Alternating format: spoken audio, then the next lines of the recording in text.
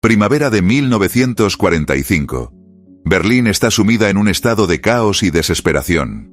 Las fuerzas aliadas avanzan implacablemente hacia la ciudad, mientras que las defensas alemanas se debilitan rápidamente. El estruendo ensordecedor de los bombardeos resuena en el aire, reduciendo edificios icónicos a escombros y enviando nubes de polvo y humo al cielo. Las calles, una vez bulliciosas, están marcadas por la devastación. Vehículos destruidos, escombros y ruinas por todas partes. Justo una semana antes del comienzo de la batalla de Berlín, la capital ya no es más que un montón de ruinas. Hasta ese momento, la aviación anglo-estadounidense ha reducido la ciudad a millones de metros cúbicos de escombros.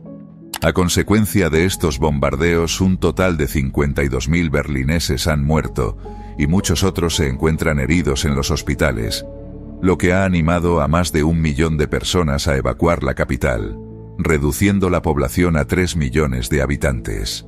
Tampoco la vida cotidiana es fácil por culpa de las raciones de urgencia previstas para tan solo 8 días, que consisten en 1 kilogramo de salchichas, unos pocos gramos de arroz, 30 gramos de café, una caja de verduras y un paquete de sucedáneos. Esta reducción de alimentos lleva a la muerte por inanición de varios animales del zoológico y a la proliferación de un mercado negro en el que se llegan a intercambiar 30 cigarrillos por 1 litro de gasolina. No obstante, y a pesar de la mala situación por la que estaba pasando Berlín, todo transcurre con relativa normalidad. Cada mañana los más de 600.000 obreros acuden a sus fábricas y talleres. Los cines proyectan películas, los teatros representan obras, los teléfonos funcionan y el periódico Der Panzerwehr continúa publicando artículos. El exhausto ejército alemán encargado de proteger Berlín despliega sus fuerzas a las afueras de la capital de la siguiente manera. El 9º ejército del general Theodor Busse al sureste junto al río Neisse. El 3er ejército Panzer del general Felix Steiner al noroeste. Y el 12º ejército del general Walter Wenck al oeste junto al río Elba. En la capital alemana ya solo se encuentran los últimos 94.000 defensores del Reich, distribuidos entre veteranos regulares, milicianos de la Volkssturm, combatientes de las juventudes hitlerianas y policías de la gendarmería berlinesa. Las Waffen-SS, lideradas por el Reichsführer Heinrich Himmler, son el otro gran conglomerado de tropas que toman partido en la capital, cuyos efectivos integrados por voluntarios extranjeros completan 1/3 del total de los defensores. Entre estas tropas se destacan la división de granaderos francesa Charlemagne y la unidad SS española, comandada por Miguel Ezquerra. El estado anímico de los alemanes en Berlín es una mezcla abrumadora de desesperación, temor y desconcierto. La población civil que aún se encuentra en la ciudad está agotada por años de guerra, racionamiento y propaganda. La caída inminente de la capital y la derrota del Tercer Reich son evidentes para muchos, creando un sentimiento de inevitabilidad y fatalismo. Las familias se refugian en búnkeres y sótanos, buscando protección contra los bombardeos constantes y la incertidumbre que se avecina. Los ciudadanos se enfrentan a la escasez de alimentos, la falta de agua potable y la carestía de suministros básicos. La escasez de comida en los últimos días de la guerra se transforma en un problema severo. Cuando algún producto llega a un negocio, la voz corre a gran velocidad y se forman largas colas. A veces la necesidad es tan grande que las filas se mantienen invariables en medio de los bombardeos. Los que la integran no se mueven de su sitio, para no perder su lugar. Los alimentos están racionados y cada vez hay menos. La comunicación también se ha vuelto irregular. Los diarios casi no salen. Tampoco hay papel. Cada tanto aparece uno con apenas 2 hojas. Y pese a la censura, las noticias son muy malas. La radio pasa informes que tampoco favorecen al optimismo. El final parece inevitable, y los rumores que corren entre los berlineses aseguran que los soviéticos van a dejar morir de hambre a los alemanes. La llegada inminente de las fuerzas aliadas llevaba consigo la venganza por parte de aquellos que habían presenciado las atrocidades perpetradas por el régimen nacionalsocialista. Las mujeres alemanas, junto con el resto de la población, enfrentaban el temor a las posibles represalias y la incertidumbre sobre su futuro en una Alemania derrotada y ocupada. El régimen nacionalsocialista, mientras se desmoronaba, intentaba mantener una fachada de resistencia y propaganda, perpetuando la ilusión de una Alemania invulnerable y valiente. Sin embargo, la desilusión y el desencanto entre la población eran palpables. El liderazgo alemán, encabezado por Adolf Hitler, se atrincheraba en el Führerbunker de Berlín, desconectado de la realidad y aferrándose a una fantasía delirante de una eventual victoria. La propaganda que había dominado la vida de los alemanes durante años ya no podía ocultar la evidencia innegable de la derrota inminente. 20 de abril de 1945. Era el 56º cumpleaños de Adolf Hitler. A pesar de que debía haber sido una jornada apacible para el Führer, a las 10 de la mañana aviones estadounidenses y británicos le felicitaron a su modo arrojando centenares de bombas sobre el centro urbano, pulverizando numerosos edificios. A raíz de este ataque que forzó la evacuación de miles de berlineses presas del pánico, la ciudad quedó definitivamente sin electricidad y por tanto sin servicio de correos ni de recogida de basuras. A la caída de la tarde, muchos de los generales que habían asistido al cumpleaños de Hitler se despidieron de él sin saber que la mayoría ya no le verían nunca más. Acto seguido, el Führer accedió a los jardines traseros de la Cancillería para visitar a unos niños combatientes de las juventudes hitlerianas que habían sobresalido valientemente por sus acciones en combate. Orgulloso de ellos, Hitler les apretó la mano y les condecoró con la Cruz de Hierro, expresando a continuación las siguientes palabras: «Sois lo único bueno que le sobra a Alemania, pues los mejores han muerto». Concluido el acto, el líder germano entró en el búnker de hormigón de la Cancillería y descendió a una profundidad de más de 12 metros, desde cuyas salas y habitaciones inalcanzables para las bombas, dirigiría la batalla contra el Ejército Rojo.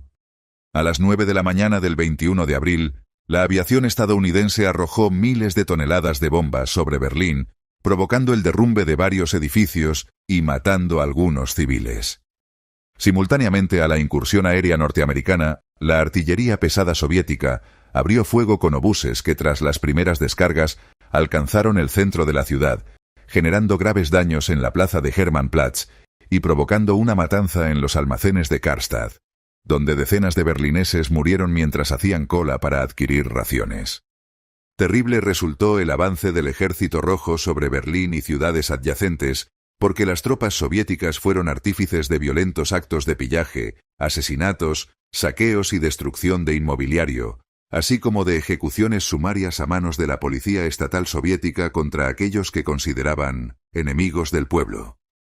Complicada se volvió la vida para los habitantes de Berlín durante la mañana del 23 de abril, la cual estuvo precedida por una visita de la aviación soviética que lanzó miles de octavillas y panfletos instando a la rendición.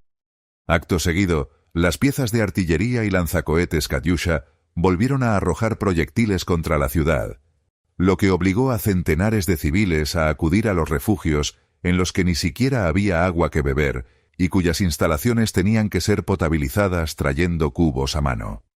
Solamente en los sótanos de la estación de Anhalter llegaron a convivir hasta un total de 12.000 berlineses apiñados y sin lavabos en los que hacer sus necesidades. Por si fuera poco en el exterior, tampoco las cosas iban mejor porque miles de jóvenes alemanas buscaban desesperadas perder la virginidad con sus novios antes de sufrir la inminente llegada del Ejército Rojo. De hecho, se produjo un episodio de gran horror cuando un grupo de soldados soviéticos irrumpieron en el hospital de Belitz-Heilstätten, abusando de todas las enfermeras presentes antes de acabar con ellas, exactamente igual que hicieron con los pacientes en las camillas y el personal médico. No obstante, en el lado alemán, también los destacamentos de las SS actuaron cruelmente, ya fuese entrando en casas y oficinas en busca de desertores a los que ajusticiar y ahorcar sobre farolas con carteles que rezaban: «He abandonado a mi pueblo». A las 3 de la tarde de aquel 23 de abril, el alto mando alemán reunido en el búnker fue informado de que el tercer ejército Panzer del general Felix Steiner acababa de modificar el rumbo hacia el río Elba en lugar de socorrer Berlín. A raíz de estos acontecimientos, Hitler montó en cólera mostrando su lado más energúmeno, mientras lanzaba improperios y acusaba a sus generales de incompetentes y traidores. Abatido y comprendiendo por primera vez la triste realidad, recomendó a todos los presentes que se marcharan de la capital y salvasen sus vidas. Sorprendentemente, todos se negaron alegando a que permanecerían en Berlín hasta las últimas consecuencias. De hecho, solamente Eva le suplicó llorando que probara a escaparse. Acto seguido, se dirigió a sus secretarias para elogiar su lealtad con las siguientes palabras: «Ojalá mis generales hubieran sido tan valientes como vosotras». Fue así como todos optaron por quedarse en Berlín, incluyendo Magda Goebbels, esposa del ministro de propaganda, que esa misma noche se alojó en el búnker con sus 6 hijos, que comprendían edades entre los 5 y 12 años. Una vez la mayoría de jerarcas del Tercer Reich se habían instalado bajo la Cancillería, la suerte del régimen nacionalsocialista estaba echada. El miércoles 25 de abril, el Ejército Rojo desencadenó un triple avance sobre la capital. A pesar de que durante las primeras calles los rusos avanzaron sin oposición, a la altura de la plaza Hermannplatz, fueron detenidos por voluntarios de la división SS Charlemagne y 100 chavales de las juventudes hitlerianas situados tras una barricada, quienes armados con unos pocos lanzagranadas Panzerfaust, destruyeron 14 tanques T-34 soviéticos y forzaron a retirarse al resto. Uno de los sucesos históricos más relevantes aquel 25 de abril fue la unión del Frente Oriental con el Frente Occidental, lo que dividió al Tercer Reich en 2 mitades longitudinales a nivel geográfico. Se trató del encuentro entre la 69ª División de Infantería estadounidense y la 58ª División de la Guardia Soviética, que se dieron cita en la ciudad alemana de Torgau, estrechándose la mano soldados de ambos bandos y celebrando el acontecimiento con festejos. Sobre el ayuntamiento de Berlín, los soviéticos iniciaron el asalto en la mañana del 26 de abril. Protegido el edificio por unos pocos niños de las juventudes hitlerianas, estos resistieron heroicamente varias horas hasta que fueron convertidos en antorchas humanas después de que soldados soviéticos armados con lanzallamas rociaran de fuego habitación tras habitación. Gradualmente la resistencia de Berlín se fue incrementando y el avance del Ejército Rojo se iba ralentizando a medida que los soviéticos se internaban en las laberínticas avenidas de la capital. La razón del aumento del número de bajas entre los asaltantes fue que los defensores de las Waffen-SS, las juventudes hitlerianas y el Volkssturm abandonaron las habituales tácticas de protegerse tras las barricadas para apostarse en los edificios y ventanas de las calles, favoreciendo el fuego cruzado que acabaría con la vida de cientos de rusos. Nuevamente la mañana del 28 de abril comenzó igual de trágica que las anteriores. La población se ocultaba de los bombardeos en el metro, el hambre se agravaba y las violaciones de los soldados rusos aumentaban. También se incrementó la violencia de los destacamentos de las juventudes hitlerianas y las SS respecto a la caza de posibles desertores, ya fuese ahorcando a ciudadanos a nivel individual o ametrallando las casas que mostrasen bandera blanca. A media tarde la tranquilidad imperante en el búnker bajo la Cancillería se vio alterada cuando Hitler enfureció su ánimo al saber que el Reichsführer, Heinrich Himmler, estaba negociando a sus espaldas con los aliados. Tal fue su ira, que ordenó la captura y ejecución de Himmler, algo imposible porque al encontrarse ausente, tuvo que castigar en su lugar al responsable de las SS en Berlín, Hermann Fegelein, quien fue sacado de su cama y llevado a un patio donde fue fusilado. De nada sirvieron las súplicas de Eva, que insistió en perdonarle por ser el marido de su hermana embarazada, que a punto estaba de dar a luz. Pero Hitler se negó acusando de traición a las SS y también a la Luftwaffe, después de que el mariscal del aire Hermann Göring también hubiese intentado abrir una vía diplomática con los anglo-estadounidenses por su cuenta. Caída la noche, tuvo lugar un suceso inusual bajo el búnker de la Cancillería cuando Hitler y Eva Braun contrajeron matrimonio. La modesta ceremonia civil y el intercambio de anillos, que transcurrieron en poco más que 10 minutos, estuvo presidida por el notario Walter Wagner y presenciada como testigos por Joseph Goebbels y Martin Bormann. Ocurrió aquella misma mañana cuando una columna acorazada soviética fue emboscada y bloqueada en la estación del U-Bahn por una barricada defendida por voluntarios galos, lo que obligó a los rusos a retroceder tomando la ruta de la calle Wilhelmstrasse, donde sin ellos saberlo se encontraban parapetados entre pisos y ventanas numerosos granaderos armados con anticarros Panzerfaust. Repentinamente los franceses se asomaron de sus escondites y vomitaron proyectiles cruzados contra los blindados que empezaron a arder uno a uno, al mismo tiempo que las tripulaciones que escapaban con vida eran acribilladas por armas cortas.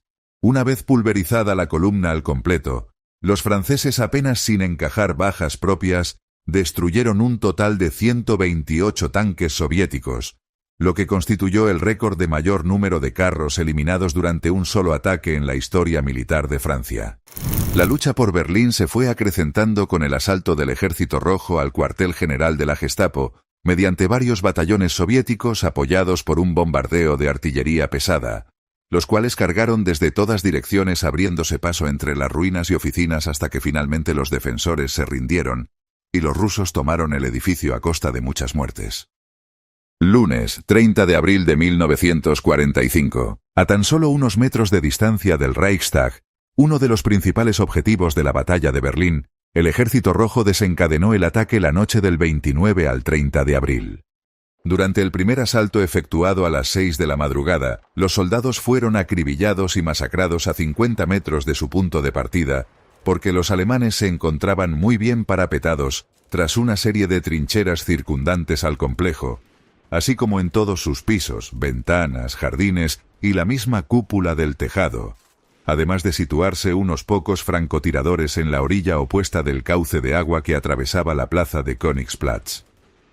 Simultáneamente en el Ministerio del Aire situado en la calle Wilhelmstrasse, el edificio fue sometido a un duro bombardeo antes de producirse una carga con cientos de soldados rusos, que fue repelida de forma sangrienta gracias a la determinación de sus defensores, entre los que se encontraban personal de la Luftwaffe, milicianos del Volkssturm y algunos extranjeros de las Waffen-SS.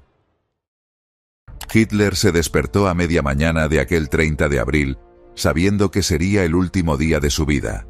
Temeroso tras la traición de las SS de que existiese una conspiración para dormirlo y entregarlo con vida a los aliados, el Führer ordenó probar la efectividad de unas cápsulas de veneno con su perra Blondie. La tarde del 30 de abril, un disparo de revólver procedente del dormitorio del Führer rompió el silencio del búnker. Tras haber ingerido una cápsula de cianuro, Hitler se acababa de pegar un tiro. Junto a él, su esposa, Eva Braun, yacía sin vida en el sofá. Los oficiales trasladaron los dos cuerpos hasta el jardín de la Cancillería, una operación complicada debido a los continuos bombardeos soviéticos. Tras arrojar los cadáveres a una fosa previamente excavada, les prendieron fuego. Acto seguido, y mientras los restos del líder alemán se consumían entre las llamas, en el exterior, Goebbels, Bormann, Burgdorf y Krebs realizaron el último saludo nacional socialista en su honor. De esta manera, Adolf Hitler, el fundador del Tercer Reich, desaparecía para siempre. En la noche del 30 de abril, las tropas soviéticas lanzaron su ataque sobre el edificio del Reichstag, que deseaban tomar en pocas horas para ofrecerlo a Stalin como obsequio del 1 de mayo. La lucha en el Reichstag es brutal, y los defensores alemanes se parapetan bien en las ruinas. Tras varias horas de salvajes combates dentro del edificio, soldados soviéticos se abren paso hacia el tejado, y en la noche del día 30 hacen ondear desde allí una bandera de la Unión Soviética. Pese a este gesto, hasta el atardecer del día siguiente, sigue la resistencia de grupos de soldados alemanes aislados en diversas salas del Reichstag, por lo cual, el 1 de mayo las tropas soviéticas aún no pueden considerar como controlado el vasto edificio. Una de las mayores tragedias ocurridas durante la batalla de Berlín fue el incidente del canal de Landwehr. Todo ocurrió cuando soldados escandinavos de los regimientos SS de granaderos noruego y danés colocaron equivocadamente una carga de demolición en una zona del metro situada muy cerca del muro de contención con el río Spree. Nada más producirse la explosión y abrirse el boquete, toneladas de agua del canal irrumpieron en el interior, justo en un momento en que las estaciones del subsuelo se hallaban atestadas de refugiados, heridos y soldados rusos y alemanes, que en aquellos instantes se encontraban combatiendo en las alcantarillas. Miles de personas fueron arrolladas por el agua, mientras otras desesperadas se abalanzaban a empujones hacia las salidas. De hecho, la peor parte la sufrieron los heridos, porque al estar inmóviles en sus camillas, tuvieron una muerte agónica comprobando cómo el nivel de agua subía hasta cubrirles totalmente el cuerpo. Aproximadamente en el accidente perdieron la vida unas 15.000 personas, la mayoría civiles berlineses, aunque también incontables soldados alemanes, soviéticos, noruegos y daneses. Para el 2 de mayo los alemanes solo mantuvieron el poder sobre unas pocas áreas de Alemania y los territorios ocupados. Incluso algunas partes del ejército alemán ya se habían rendido. Los aliados exigieron la rendición incondicional del ejército alemán, y el alto mando alemán no tenía otra opción, debía aceptar la derrota. Mientras tanto, dentro de Berlín, la batalla proseguía en el centro de la ciudad entre el Ejército Rojo y unos miembros fanáticos de las SS y las juventudes hitlerianas. El 3 de mayo, los soldados soviéticos entraron por primera vez en el búnker de Hitler, encontrando para su sorpresa los cuerpos de los generales Burgdorf y Krebs, así como los de los 6 hijos de la familia Goebbels sin vida, tendidos en sus camas como si estuviesen plácidamente durmiendo. De Hitler ni rastro, salvo un hoyo humeante con cenizas en el jardín trasero de la Cancillería. El 7 de mayo el general Alfred Jodl firmó su rendición en la ciudad francesa de Reims. El jefe de Estado Eisenhower y un general soviético firmaron en nombre de los aliados. En el documento se estableció que todas las fuerzas armadas alemanas dejaban de luchar el 8 de mayo. Tras la rendición, la ciudad se encontraba en un estado de devastación sin precedentes. La batalla por Berlín marcó el punto culminante de la Segunda Guerra Mundial en Europa y dejó a su paso una imagen desoladora de destrucción y caos. La ciudad presentaba un panorama desgarrador, con edificios históricos, monumentos emblemáticos y vecindarios enteros reducidos a escombros. Los estragos de la batalla y los intensos bombardeos previos habían dejado una marca indeleble en la arquitectura urbana y en la infraestructura. Las calles estaban plagadas de montones de escombros y restos de lo que alguna vez fueron viviendas y comercios. La población civil que aún permanecía en la ciudad enfrentaba dificultades extremas para acceder a servicios básicos y recursos. La falta de alimentos, agua potable y refugio era un problema apremiante, y las condiciones de vida eran extremadamente precarias. La toma de Berlín no solo tuvo un impacto físico, sino también emocional en sus habitantes. La población que sobrevivió a los combates y bombardeos enfrentaba el trauma de haber vivido en medio de una batalla feroz y la posterior ocupación. La sensación de pérdida y desesperación estaba arraigada en la ciudad y en sus habitantes. Después de la caída de Berlín, se estableció un gobierno militar soviético en la ciudad.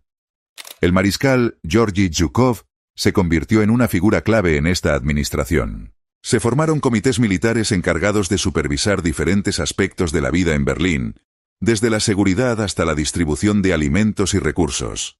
El gobierno militar soviético tenía un control absoluto sobre la ciudad y se encargaba de mantener el orden y la estabilidad en un momento de gran confusión y caos. Las autoridades soviéticas prohibieron cualquier tipo de reunión pública o manifestación en Berlín. Esto incluía no solo eventos políticos o protestas, sino también reuniones sociales, eventos culturales y religiosos. La prohibición de reuniones públicas tenía como objetivo evitar la organización de grupos que pudieran oponerse a la ocupación soviética o cuestionar la autoridad de las fuerzas de ocupación. También se ejerció un estricto control sobre los medios de comunicación en Berlín. Se censuraron los periódicos y las emisoras de radio alemanes, y se impidió la publicación de cualquier contenido que fuera considerado contrario a los intereses soviéticos o que promoviera la ideología nazi. La propaganda soviética se difundió ampliamente para influir en la opinión pública y promover la visión comunista. Cualquier persona que fuera percibida como una amenaza para la ocupación soviética o que se considerara afín al régimen nazi era susceptible de ser arrestada. Los arrestos masivos fueron una característica de la ocupación soviética en Berlín, y las prisiones y campos de detención se llenaron con alemanes que eran considerados sospechosos. Tras la consolidación del gobierno soviético en Berlín, se difundió un profundo temor entre las mujeres, debido a la imposición de su dominio. El jefe de propaganda del ejército soviético lo tenía claro, y así se lo transmitió a las tropas comunistas, que tras romper el frente oriental, entraron en Alemania. Aniquilen a la bestia fascista de una vez por todas en su guarida. Usen la fuerza y rompan el orgullo racial de esas mujeres alemanas. Tómenlas como su botín de guerra. A medida que avancen, maten nobles soldados del Ejército Rojo. La ciudad se convirtió en un coto de caza de mujeres de todas las edades. Los soldados soviéticos se dedicaron a cometer atrocidades bajo cualquier circunstancia. Adolescentes, adultas, ancianas, fuertes o enfermas fueron sometidas por soldados que celebraban con algarabía cada uno de estos violentos abusos. Se calcula que 10.000 mujeres perdieron la vida a causa de estos hechos. La comandancia del Ejército Rojo se mostró complaciente con estas aberraciones. No había órdenes pero tampoco castigos ni voluntad de interrumpir la cadena de atrocidades. ¿Alguna vez alguien se animó a reclamarle a Stalin, quien respondió: eran muchachos que hicieron miles de kilómetros luchando, arriesgando su vida, tenían derecho a pasarla bien con una mujer y quedarse con algunas nimiedades para mandar a sus familias. A algunas mujeres les golpeaban la puerta con comida en la mano. Algún oficial traía un pedazo de carne o algunas verduras para que la alemana que vivía en ese lugar le cocinara. Ellas debían simular que todo estaba bien, que se trataba de una situación natural. Luego de la amable cena, el militar abusaba de la dueña de casa. Vasily Grossman, quien fue corresponsal de guerra y autor de Vida y Destino, cuenta en sus memorias que un francés se le acercó y le alertó: lo que sus soldados están haciendo con las mujeres es una vergüenza imperdonable. Los soviéticos acumulaban odio contra los alemanes. Cualquier devolución les parecía apropiada, nada era desmedido para ellos. Los habitaba la convicción de que los alemanes se merecían lo peor. La impunidad era la norma. A todo ello debe tenerse en cuenta la deshumanización que provoca la guerra, que hace que aún lo más aberrante parezca soportable o proporcionado. Los jerarcas nazis habían decidido no destruir las reservas de alcohol del país en su repliegue hacia Berlín. La hipótesis que manejaron era que los soviéticos, con su propensión cultural al alcohol sumada a la larga abstinencia, arrasarían con esas bebidas almacenadas y su capacidad de combate disminuiría de manera notable. Creían que esa era su chance de vencerlos, pero el cálculo, una vez más, resultó erróneo. Ese alcohol tomado desbocadamente convirtió la situación en más inmanejable todavía. El diario de Martha Hillers, una periodista alemana, su diario desde el 20 de abril al 22 de junio del 45 en Berlín, narra su experiencia como víctima durante la ocupación del Ejército Rojo. Retrospectiva del lunes 30 de abril de 1945. Grabado el martes 1 de mayo. El día amanece gris y rosado. El frío sopla por los huecos vacíos de las ventanas, llenándonos la boca de sabor a humo. Otra vez los gallos. Tengo esta hora temprana para mí sola. Lo limpio todo. Barro las colillas, las migas de pan, las espinas de pescado, froto las anillas de la mesa.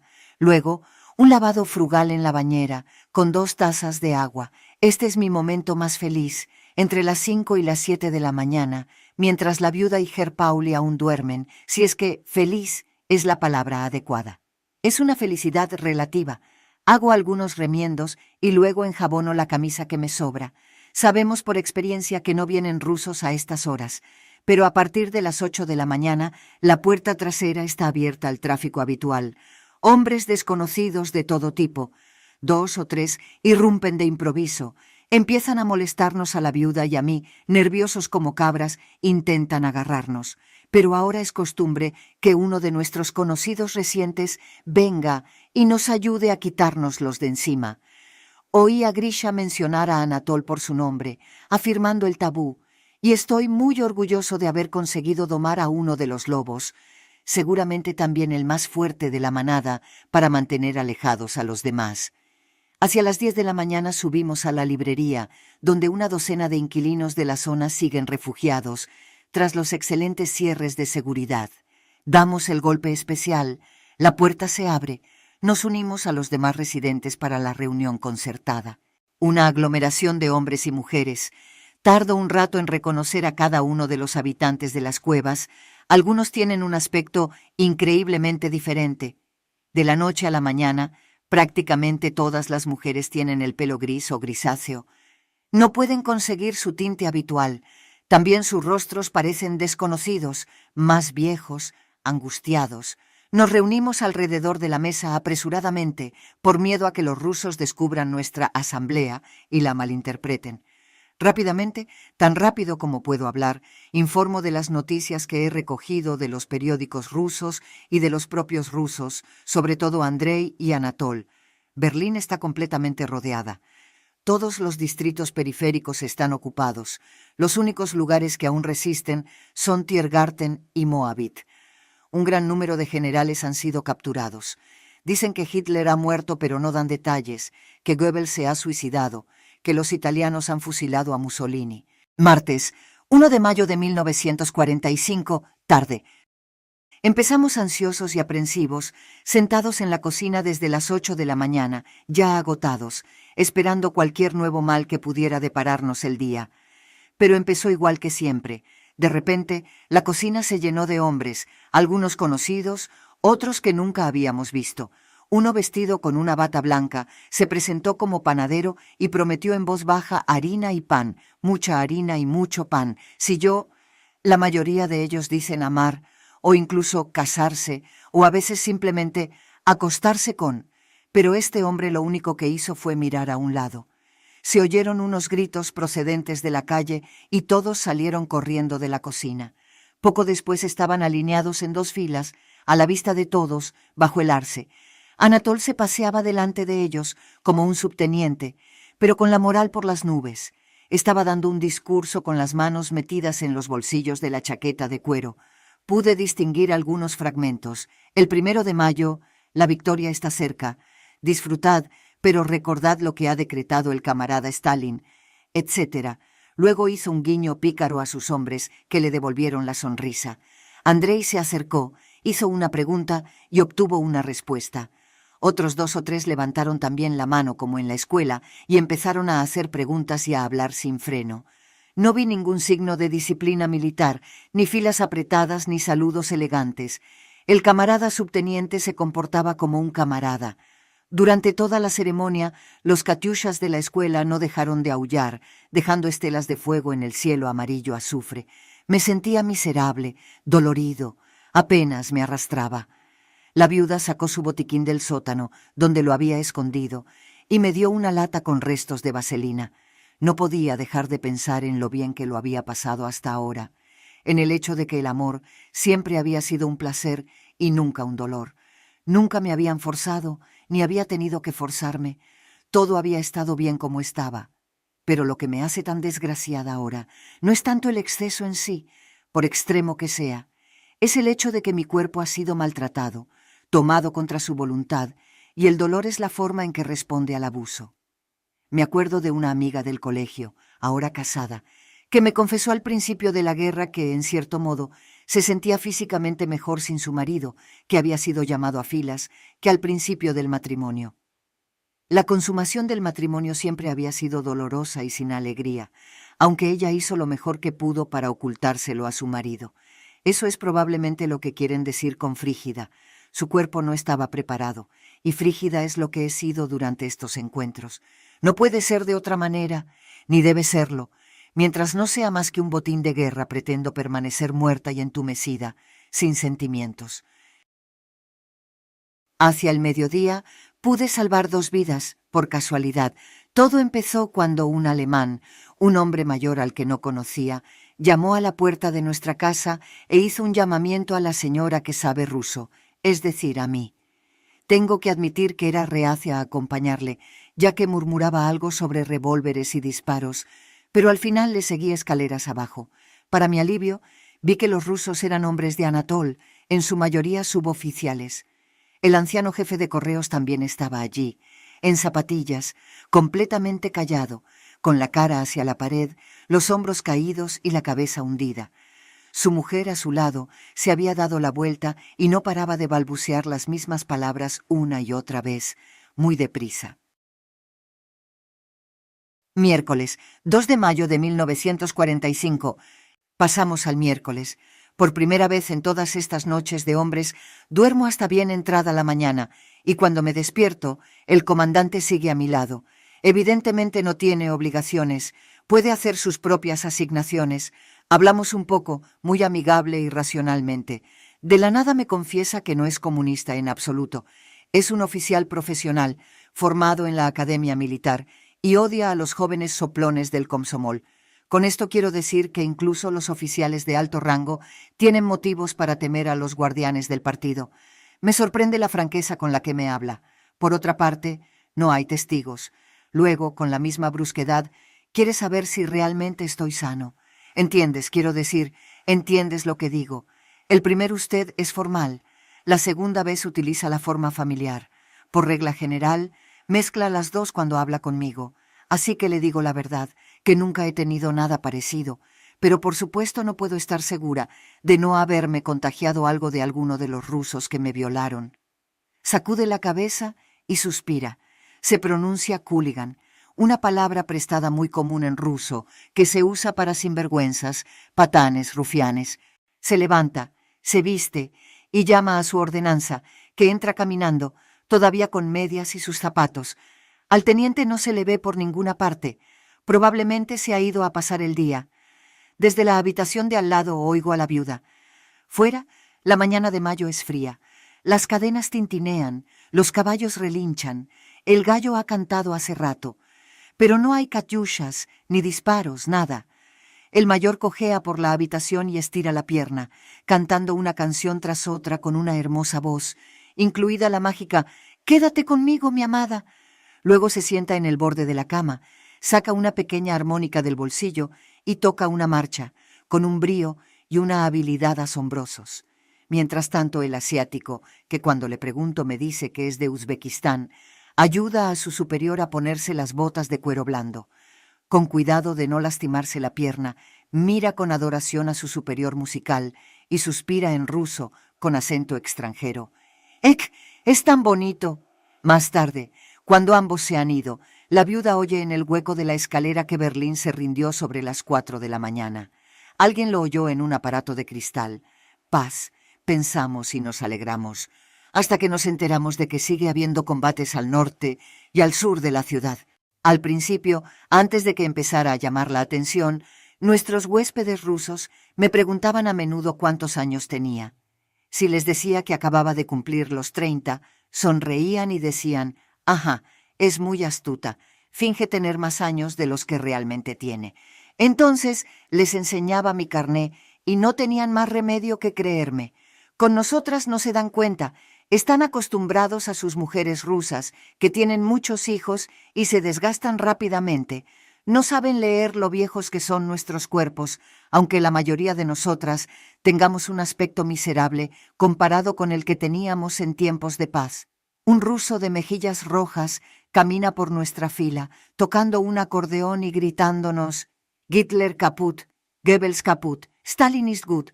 Se ríe y carcajea como uno de sus hijos de puta, le da una palmada en el hombro a un camarada y grita en ruso, aunque la gente de la fila no entiende nada. «Miradle, un soldado ruso, y ha marchado de Moscú a Berlín». Están todos tan orgullosos de su victoria que se les revientan los botones. Incluso ellos están sorprendidos de haber llegado tan lejos. Nos lo tragamos todo, hacemos cola y esperamos. Al principio, antes de que empezara a llamar la atención, nuestros huéspedes rusos me preguntaban a menudo cuántos años tenía. Si les decía que acababa de cumplir los 30, sonreían y decían, «Ajá, es muy astuta, finge tener más años de los que realmente tiene». Entonces les enseñaba mi carné y no tenían más remedio que creerme. Con nosotras no se dan cuenta, están acostumbrados a sus mujeres rusas, que tienen muchos hijos y se desgastan rápidamente. No saben leer lo viejos que son nuestros cuerpos, aunque la mayoría de nosotras tengamos un aspecto miserable comparado con el que teníamos en tiempos de paz. Un ruso de mejillas rojas camina por nuestra fila, tocando un acordeón y gritándonos «Hitler kaput, Goebbels kaput, Stalin is gut». Se ríe y carcajea, le da una palmada en el hombro a un camarada y grita en ruso, aunque la gente de la fila no entiende nada. «Miradle, un soldado ruso, y ha marchado de Moscú a Berlín». Están todos tan orgullosos de su victoria que se les revientan los botones. Incluso ellos están sorprendidos de haber llegado tan lejos. Nos lo tragamos todo, hacemos cola y esperamos. ¿Qué más nos deparó el día? Otra víctima de las escaleras, una vez más una mujer mayor, de unos 60 años. Las más jóvenes no se atreven a aventurarse en el hueco de la escalera de día. Esta vez fue una de las 3 modistas, las hermanas Morcillas. Habían oído que los hombres de Anatol habían desalojado su apartamento, así que se dirigieron a las habitaciones abandonadas, escoltadas por nuestro desertor. Juntas, sacaron una máquina de coser de entre la basura y el desorden general y la subieron 2 tramos de escaleras. Luego, una de las tías volvió a bajar sola para rescatar otro equipo de costura y se topó de bruces con una rusa. Cuando la viuda habló con ella, era casi de noche y la modista seguía sollozando en el sofá del apartamento de los libreros, rodeada de un montón de mujeres que gemían y gimoteaban. También se apoderaron de la hija menor del conserje, según me contó su madre, hoy en el surtidor. Al principio toda la familia, la madre, las 2 hijas y el nieto de 3 años, se había quedado escondida en el sótano de al lado, que estaba bien asegurado. Pero en cuanto la gente empezó a decir que las cosas iban un poco mejor con los rusos, las niñas volvieron a su apartamento del primer piso, a cocinar y lavar la ropa. Allí fue donde 2 héroes borrachos, y cantando, las pillaron por sorpresa. Según la madre, dejaron sola a la hermana mayor. Entretanto he visto a la niña y entiendo por qué. Tiene un aspecto clínicamente demacrado, y su cara es tan pequeña, con las mejillas tan hundidas, que se le ve el contorno del cráneo. Su madre me susurró que la hija menor se había atrincherado con algodón, aunque en realidad no había razón para ello. Pero las niñas habían oído que a los rusos no les gustan las mujeres en esa época del mes. No sirvió de nada.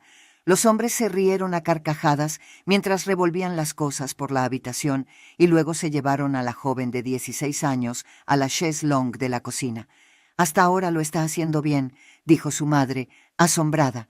Aún así, para estar segura, llevó a su hija a la librería, donde la viuda dice que ha estado presumiendo ante todo el mundo de cómo los rusos fueron directamente a por ella sin mirar siquiera a su hermana mayor.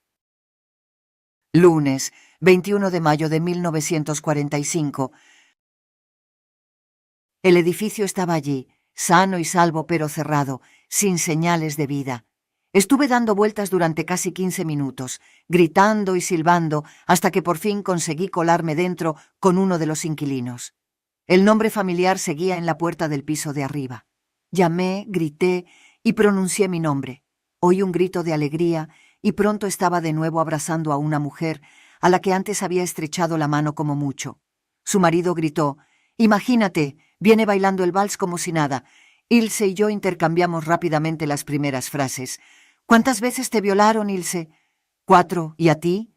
«Ni idea, tuve que ascender de tren de abastecimiento a comandante».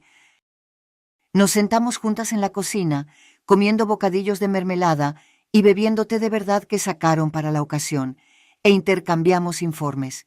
Sí, todos hemos pasado por muchas cosas. Él se la metieron una vez en el sótano, las otras veces en el segundo piso, en un apartamento vacío donde la empujaron dentro, usando las culatas de sus rifles en su espalda. Uno de ellos quiso quedarse con su rifle cuando se acostó con ella. Eso la asustó, así que le hizo un gesto para que dejara el arma a un lado, cosa que él hizo. Así cotilleamos durante un rato, vengándonos burlonamente de todos los que nos habían humillado.